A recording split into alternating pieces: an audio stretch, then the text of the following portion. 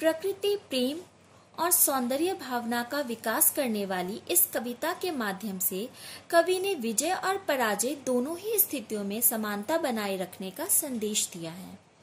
नमस्कार, मैं मिस कनकलता झा आज आप लोगों के लिए जो कविता लेकर उपस्थित हुई हूँ उसका शीर्षक है आ रही रवि की सवारी। आइए पढ़ते हैं आ रही रवि की सवारी। आ रही रवि की सवारी, नव किरण का रथ सजा है, कली कुसुम से पथ सजा है, बादलों से अनुचरों ने स्वर्ण की पोशाक धारी, आ रही रवि की सवारी।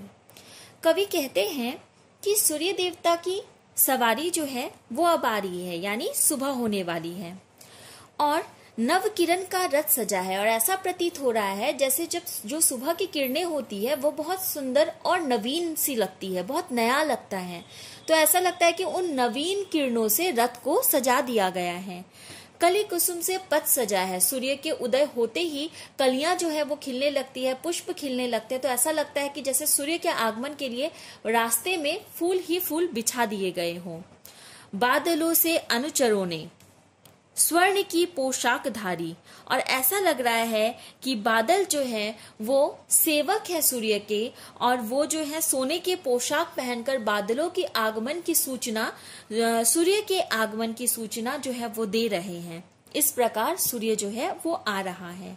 विहगबंदी और चारण गा रहे हैं कीर्ति गायन, छोड़कर मैदान भागी तारकों की फौज सारी, आ रही रवि की सवारी। कवि कह रहे हैं जितने भी चिड़िया हैं, जितने भी वंदना करने वाले लोग, सब गाना गा रहे हैं, सब गीत गा रहे हैं।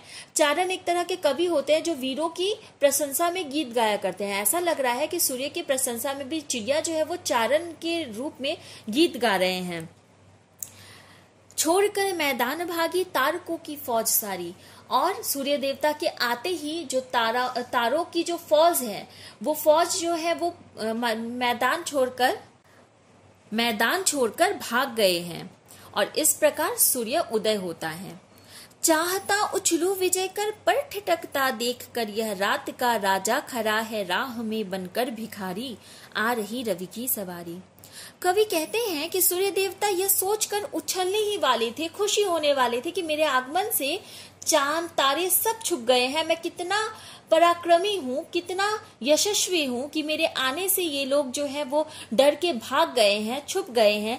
परंतु वो अचानक से यह खुश होते होते रुक जाते हैं, थम जाते हैं। उनको ऐसा महसूस होता है कि रात में जो राजा है वह सुबह भिखारी जैसा प्रतीत होता है। यानी मेरी भी स्थिति वही है, मैं दिन में तो निकल जाता हूँ लेकिन रात होते मैं भी अस्त हो जाता हूँ, मैं भी छुप जाता हूँ।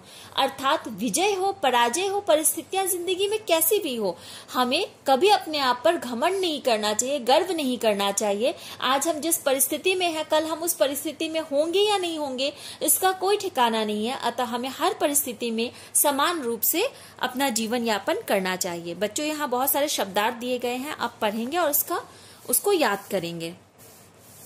बादलों को किसकी उपमा दी गई है? बादलों को सेवकों की उपमा दी गई है। रात का राजा किसे कहा गया है? चंद्रमा को रात का राजा कहा गया है। कवि सूर्य की विजय से भी प्रसन्न क्यों नहीं हो पाता? कवि इसलिए सूर्य की विजय से प्रसन्न नहीं हो पाते क्योंकि आज जो विजय है कल वो पराजय में भी बदल सकता है।